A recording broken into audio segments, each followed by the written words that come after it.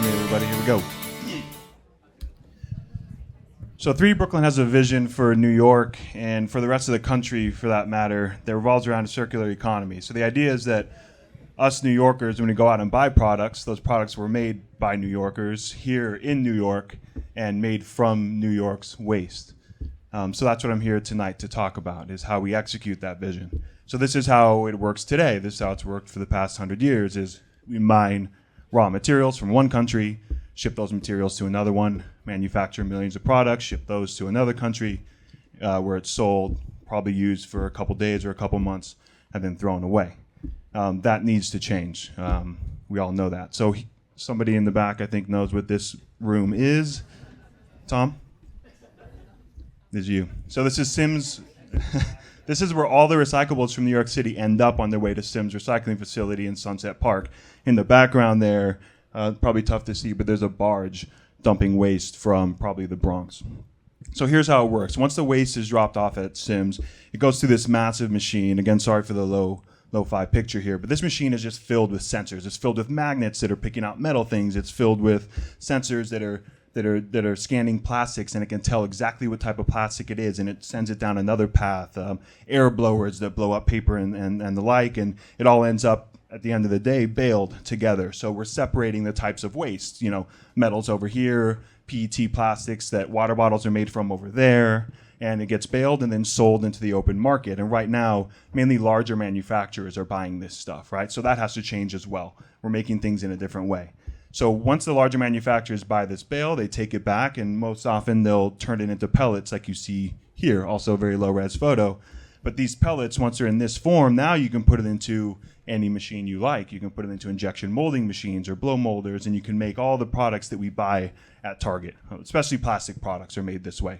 So what we did is we started taking all of our studio waste and using this machine, which is a filament extruder. So in the top here is where we would put in the pellets, or really we were just grinding down our studio waste and melting it and turning it into 3D printer filament, this spaghetti looking thing over here. So that's the type of material, that's the form, the plastic form that 3D printers use in order to make objects.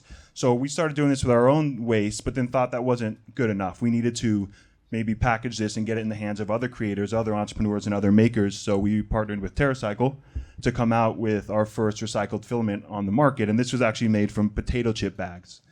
So there's a couple tea candle holders. Here's one you can see being made on a 3D printer. And all we did was take TerraCycle's potato chip bag waste that was already pelletized, use a desktop filament extruder, extrude a bunch of filament, and then shove it into our 3D printer, and it worked. Although it was limited, it did work, and it was really inspiring to see what you can do with potato chip bag waste. But it's not just 3D printers that we can use. This maker movement is the 3D printer is the sexy machine, but there's also injection molding machines. So in the front here, you have a comb, really simple comb made on an injection molding machine. We had at our studio with that same potato chip bag waste. The one in the back was made on a 3D printer using bioplastic.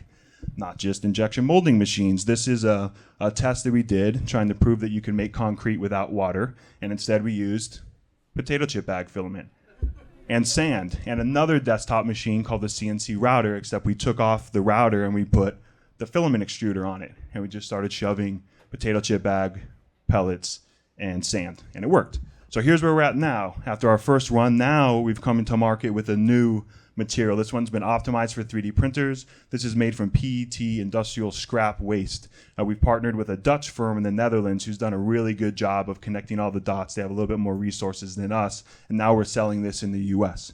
So that's made from old plastic bottle waste. So you can use 3D printers to make really cool things, right? So this is me on the street in Bushwick near our studio putting up a recycle bin. So these recycle bins are called Urban Hubs, and now we make them with recycled PET plastic bottles. These are meant for canners, so we put bottles and cans in there every day, us gentrifying hipsters, and the canners come around and pull them out. But you can also make really awesome things like prosthetics.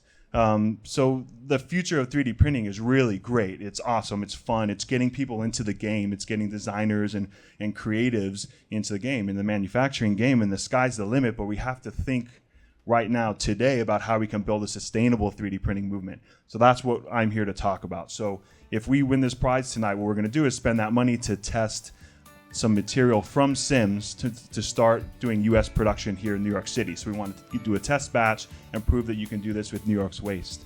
And then from there, we're going to scale up U.S. production so we can stop importing it from the Netherlands. So thank you.